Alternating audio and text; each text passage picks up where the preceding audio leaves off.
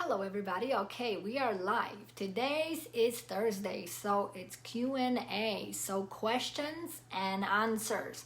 So I asked you a few weeks ago to submit some questions that you have for me, and I will look at them and I will see which questions are the questions that are most common, and I will start with those, but I will get to all of the questions finally on every Thursday. If you are watching this for the first time, my name is Anya Shostak. I am a wellness coach, and I am helping people find balance in life through the area to find balance in areas of mental, emotional, physical, and spiritual. I help them find the best lifestyle for their body, mind, and soul. So, to not go any longer, today's question was actually one question that I got from a lot of people, but not only from those requests that I gave you guys, or from the requests that you gave me, but also from a lot of my clients recently. So I thought that this will be a great subject. So I want to talk about today with you. Hi, Becca. How are you? I hope that you're doing well. So today we are going to talk about emotional eating. What is it? What actually is emotional eating? What is food? How the culture of eating changed over the centuries, and how we are being kind of trained to create associations with food. So let's start from the first one. What is the emotional eating? So emotional eating is when we reach for the food when we feel positive emotions or negative emotions. So for example, I reach for the food when I feel sad. I reach for the food when I feel bored. Boredom is very common emotion. If you guys can relate to boredom and eating when you're bored, put boredom in the comments, because that is a very common feeling that people tend to reach for food when you feel unaccepted, when you feel lonely, when you feel depressed, when you feel anxious. Also positive emotions, like you want to celebrate something, or you are very happy and you want to enhance that feeling. And so you reach for the food when you have positive and negative emotions, and they are not related to hunger. So we have to remember about this. This is not about the hunger. This is about that I'm reaching for the food when I have positive or negative emotions. Yes, Becca shared that. Yes, boredom is a big one. So if any of those emotions are here, put the emotion that is the trigger for you, that you tend to eat despite not being hungry, but you reach for the food. What is the emotion related to that action? Also, food becomes a tool to change the way you feel. So you actually have now, you're feeling sad, you eating, and your brain remembers that you now feeling less sad, you feel happier. So now it became a tool to change the state of your emotions. Then another one is when food becomes escape from feeling. So you are feeling sad, you're feeling depressed, and now you actually are numbing yourself. That is also very common with addictions, with any type of addiction, that people will use the tool, which is here will be food, to numb, to not feel anything. If you relate to that you are eating and actually food makes you feel numb, or that you forget what is going on, you just don't feel anything, or you don't care to feel anything, write me, don't care. And I will know that that's what you are relating. And the last one is food becomes a savior. So food becomes such a strong coping skills that every time the feeling happens, you reach out right away, and it happens all the time, and you don't even have to think about it. It just happens. Let me see, Becca, what you wrote. Boredom is number one for me. A lot of activities used to center around food for me. Exactly. So, and I will talk about this in a different point, but that's a very good point. Absolutely, I will totally agree with you, Becca. So, this is emotional eating. Those ones are those 4 points. You can have all of them or you can have one of them. If you want to share with us, I highly suggest that, or I highly ask you to do that, because sometimes sharing with others and saying this out loud, that this is what is happening, is the first step to make a positive change. So, but if you're not comfortable, that's okay. But just to kind of ask yourself, I want you guys to ask yourself now, what is then food mean to me? What role food plays in my life? Is it a coping skill? It's to numb me? Is it to escape? What is it? Or it's a great pleasure, or change the way I feel. So that is something that I encourage you to look at it. And if you are open to share, that will be great, because I think that will also help other people to share that. So next thing I want to talk to you guys about, what is actually food. So everybody knows that food is a fuel. It's a fuel to nourish us and to get energy so we can actually be alive. Food provides us with minerals and vitamins and nutrition that is needed to function. So it's an energy. Food also has another role. It gives us pleasure. But it has to give us pleasure so we actually continue eating. So imagine if the food was not giving us a dopamine spike. And that's what I'm talking about when I say that it gives us pleasure, because it affects our brain and it stimulates the dopamine spike. So it has to do that, because there are few body types. And if you don't know what I'm talking about right now, because you're watching this for the first time, go look for the videos in this Facebook, and there is about body types. So some body types, actually, they really rarely ever feel hungry. Hi Mariola, how are you doing? Oh, you're not working today? That's great. But so there are different body types. So some body types actually forget that they need to eat. So imagine if there was no actual pleasure, so there was no dopamine spike to eat. A lot of people, those that actually forget about eating, might be very sick. But because at least that food causes pleasure, so they have a bigger tendencies to eat. And if you are this body type, give me a 1. So I know that you are this body type that usually forget that needs to eat. And that's okay too. This is just your nature, and that's okay. So if we think about babies, like when they drink milk, mother's milks especially, mother's milks has substances in them that are actually right away addictive.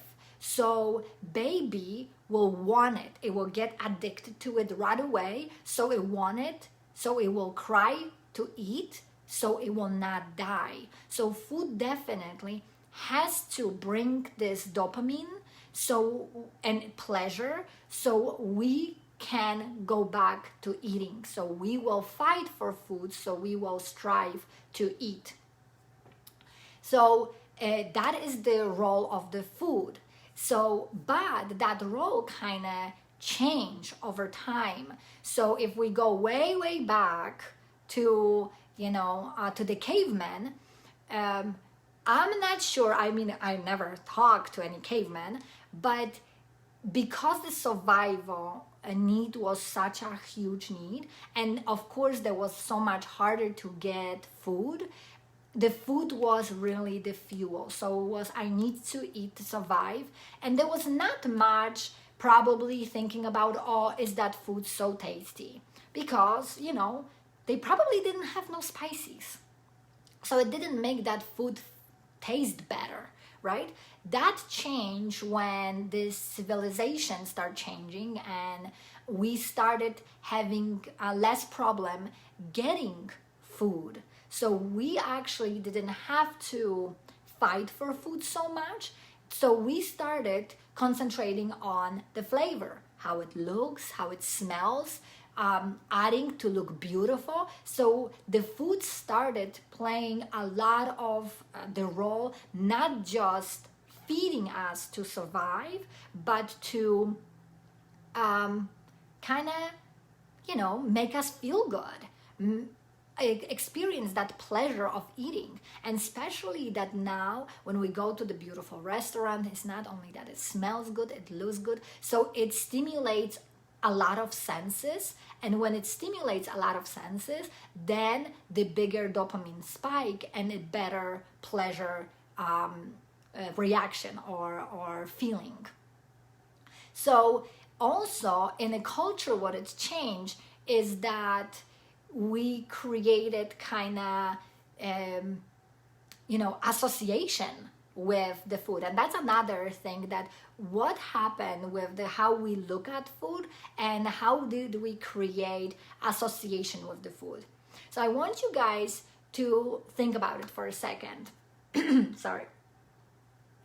That we, in the cartoons, in the movies, we see that when there are 2 girls or 3 girls and one had just had a heartbreak, what does she do? She go get some ice cream and eat her feelings.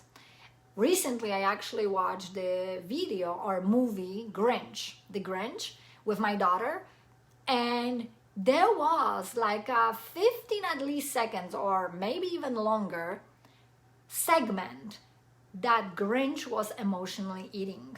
That is the cartoon, not the movie. So they even show this to the kids, that there isn't an emotional eating, and when you feel sad, depressed, hopeless, whatever that is, it's okay to reach for the food. So we are kind of trained to make that association that when we feel sad, when we celebrate, when we do this, we eat. Also, especially in the Western culture, imagine a date. What usually do we do on a date? We go for dinner and maybe to the movie. So there is an association with the date. There are expectations of the date. So emotions related to the date is, I want to be accepted, I want to be wanted, I want to be liked. And there is a romance, there is a touch. And now we add to this food. So now suddenly we have love, feeling in love, feeling accepted, feeling, that you belong, that you're being liked, with, and romance with food. So food is romance. Food is love. Food is acceptance. And suddenly we created association that eating is love, eating is acceptance. When we do a lot of things, when we celebrate things, we go for dinner. So, and another association, and there's so many of those associations, that certain feelings, certain situation requires food. When we go to the movie, we get a popcorn. We need to add extra butter, remember.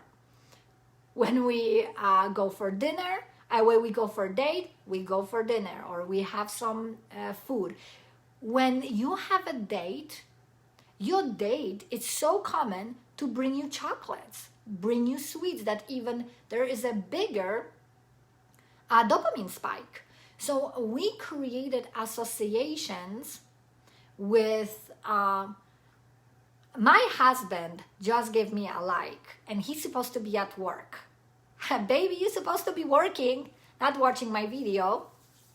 So there is a huge association. We started creating a culture of association food with specific emotions. With sad emotion, you eat. With good emotion, you eat. With celebrating situations, you eat. When there is a love, you eat. So now we kind of a culture that we change that what food now represents, because now the food is not just to feed us so we can survive, so we can be healthy. The food became a feeling. It became us. It became even what do we feel about ourselves. It became part of our self-esteem and how we view ourselves. And that's a powerful association. And that's why a lot of people starting to have a difficult time with food. If you relate to any of this that I just shared, put me a 2. I am very interested how many of you feel comfortable and how many of you actually can relate to that the food became something more than just food, that just the fuel for your body. So now we have that, and especially right now in these difficult times of pandemic, when we were isolated, when a lot of people felt lonely, frustrated, lost, depressed, anxious.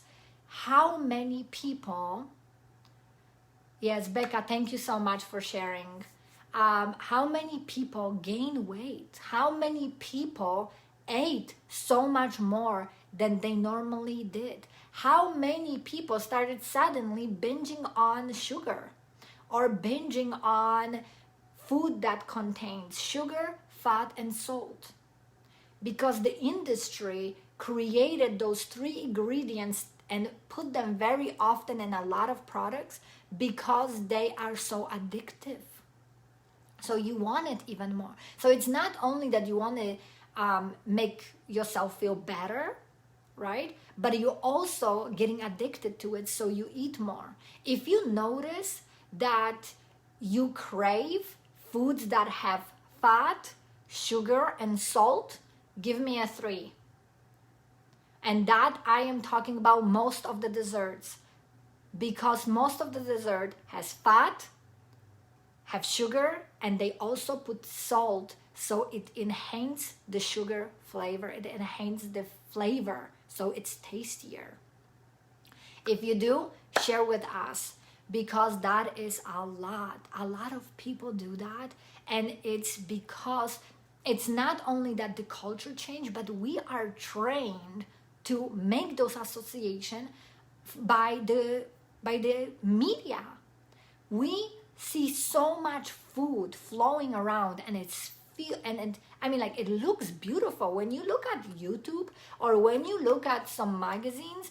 I mean, the food looks so good that I'm already creating saliva in my mouth. So I'm just thinking about it, I am being triggered to wanting to eat. Becca is sharing, I find myself eating a whole bag of candy when I wasn't even hungry. That's right. And I have to tell you guys, this is a big problem right now in society, because we started, instead of doing something else, we started doing the food because it's so easy available, and it changes your mood like that because there is a dopamine spike. Very good, Becca. That's right. Becca shared that she cut out the sugar and then she doesn't feel the need to eat. That's right, because sugar is so addictive. I am the best example of it. I am totally sugar addict, and that's why I quit sugar many years ago. I don't eat processed sugar. I usually eat, if I eat sugar, I use a little bit in my recipes, and then I also use, rather this is honey or agave, or it's coconut sugar, but I try to really minimize it because I know how addictive is, and it's very hard to put away, at least for me, so I can relate to the subject. So now, what to do, how to handle this? If you believe that you have a very difficult time with this, there is a therapy, and I will encourage everybody who is like, the struggle is such a big that you've tried so many times and so many things and it's not helping. I will suggest that you reach out and seek a therapist or a counselor or a coach that will help you change those behaviors. But if you're not ready for that yet, or if you want to start making by yourself your changes, what I will suggest is, first thing, one, get rid of propaganda. And what I'm saying propaganda is propaganda. That's not propaganda that I want to say. It's, Becca, you need to help me with that word. It's, okay, let's say that the food is a drug here because I forgot the word that I want to use. Just make sure that it's not in your home. Get rid of all of the stuff that are fast foods, that are junky foods, that are foods that you tend to reach to, because the reality is that when you have it at home, you have a higher chances that you will reach for it. If you don't have it, you will have to take that extra step to go to the store and get it. And that is basically placing some roadblocks in your way. So you're placing the roadblock between you and that food, and not having it, that's the roadblock, because you will have to get in a car and go to the store or leave the house, whatever. And that's a roadblock. So placing roadblocks in your life is very important. So not having it in a house, that is helpful. Second is to be kind and gentle and non-judgmental towards yourself. And I say that almost with every subject, because the judgments that we place on ourselves, for example, let's say that I was depressed yesterday and I went and I binged on chips. And now my thoughts, I already binged it, I am worthless, I am terrible. That's right. Don't bring the temptation to the house. Thank you, Becca. Get rid of the temptations. Very good. What I will do without Becca. Thank you for being here. Like, always supportive. And so we judge ourselves and the thoughts are coming. So we are thinking that we're worthless, that we're not good enough, that we can't even do this. And what do? We feel bad. But our brain already knows that, okay, when I feel bad, I need to eat. So I will eat more. So instead of stopping the pattern and the madness, I continue the madness. So here to be gentle and say, okay, I did it. It's done deal. I felt lonely. I felt depressed. I felt whatever that is. And I made that choice. But today I can make a different one. Today is a new day. And yesterday is not defining me, because yesterday, I think I messed it up something. But anyway, yesterday doesn't define me, and today it's my present. So I need to start from today. I encourage you to address this. So be kind and look at the emotion. Look at the emotion and see as it is. Because guess what? All of the emotions, whether they're positive or negative, they are crucial, critical in our life. We need to have them because that makes us human. And I talked about emotion in a different video. So if you want to find out about it, learn about it, look for the emotional video that is about emotions and how to cope with them and how to address them. And you will learn about this a little bit more. I'm not going to go into details with that. But what I'm saying, and I want to remind you guys, if you have emotions and you judging yourself and you feel bad and you beating yourself up for making different choice that you wish that you made, give me a 4. I think 4 now. And I will know that that's what it is. Because we are tend to do that. We have such expectations from ourselves, and then we fail. And I was talking about this yesterday, like stress is related to making changes, and what to do to help yourself with making those changes. It's to not have unrealistic expectations, and with that we also cannot have unrealistic expectations. So we did it, it's done deal. We started today fresh. Have a support when you feeling that you are triggered and you start having those thoughts that you will go and eat. Stop yourself in the sense of take a 5 seconds, take a deep breath, and do something different. Do not, or try not to feed that thought, because when you feed it, it will get stronger. Because me and Becca, because Becca also is amazing substance abuse counselor, we teach our clients that the trigger and the need for it, it usually passes after 20 minutes. So if you are able to survive 20 minutes and do something different, it will pass. I encourage clients to actually tell themselves, this shall pass, this shall pass. If you have to do that out loud, that's perfect. If you don't, you can do that in your mind, but this will pass. And then when you are successful, remind yourself next time. Because you created a specific pattern of behavior for very long time. And if you agree with that, put me a 5, because we create a pattern in some time. It's not taking one day to create a pattern. And the pattern is like in the brain that it's kind of very easy and goes straight from point A to point B. So when I explain this to my clients, I usually say, imagine a grass path. And you walk through that grass, and when you walk just one time, the grass will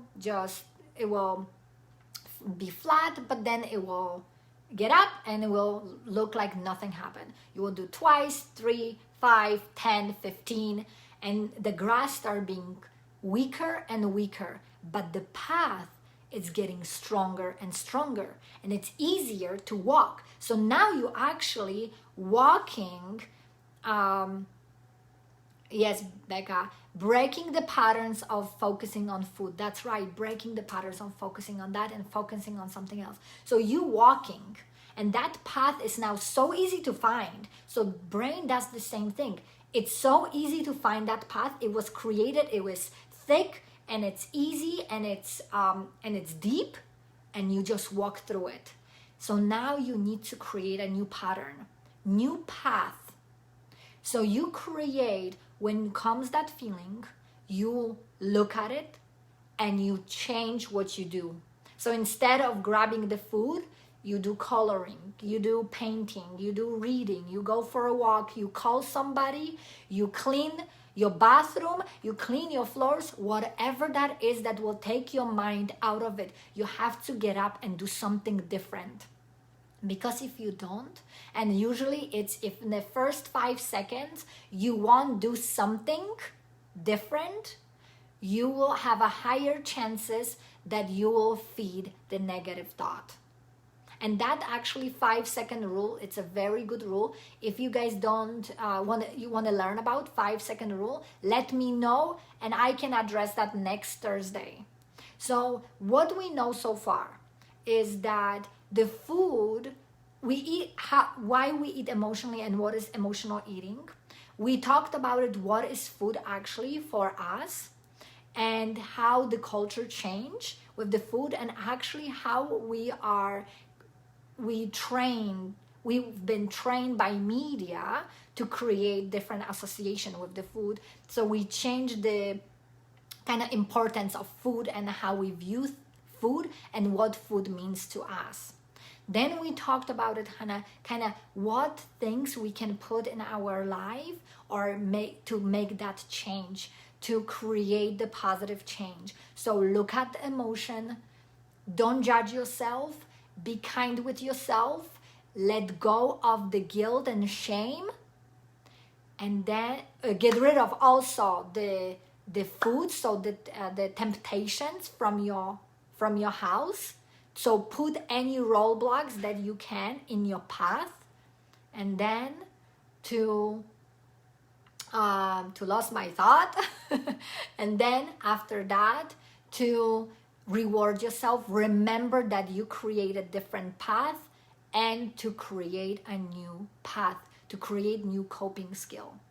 Why I'm saying to remember and to reward yourself? Because we tend to do something good, but we never give ourselves credit for it. So every time you succeed, every time you are able to redirect yourself, give yourself a pat in the back. Remind yourself how great you did. And when again the trigger happens, remind yourself right now. And that is to create a thought stopper. So it's a thought stopper that you create in your mind that will bring you back to that emotion. So this could be like, I remind myself now, wait, I did it last time. It was hard, but I did it. So I can do it again. And then you do it twice, and then 3 times, and the 4th. And every time you remind yourself, you're getting stronger. And guess what? Every time is easier, and it takes you less to redirect yourself. And then you create that path on that grass that is deeper, easier to walk, and you are becoming stronger. And I hope that we all can practice that, because guess what? We all have those moments. We all have moments when we emotionally eating. It's just that we have this under control, so it's not putting us to put ourselves in danger with our health, with our emotions, with our soul. Because even if you don't have maybe physical consequences, but if every time you do that, you feel like, and I will swear, and guys, you don't know me that good yet, but I am a swearer, especially in English, because it doesn't sound so bad to me. In Polish, I don't swear, but in English, I do. So that is something that you can hold against me now. But if you called yourself a piece of shit, then you are a piece of shit to yourself. And that is never going to motivate you to make better choices. So I hope that this video was beneficial for you guys, that you found something that you could relate. And Becca is laughing at me. Yes, she knows me. She knows that I swear. Give me a like, and I hope that I will see you next time. Please do never hesitate to send me questions, and I will answer them on Thursdays and on my Thursday Q&A. And now my daughter is coming in and it's interrupting me. So I will say good night, and I will see you next time.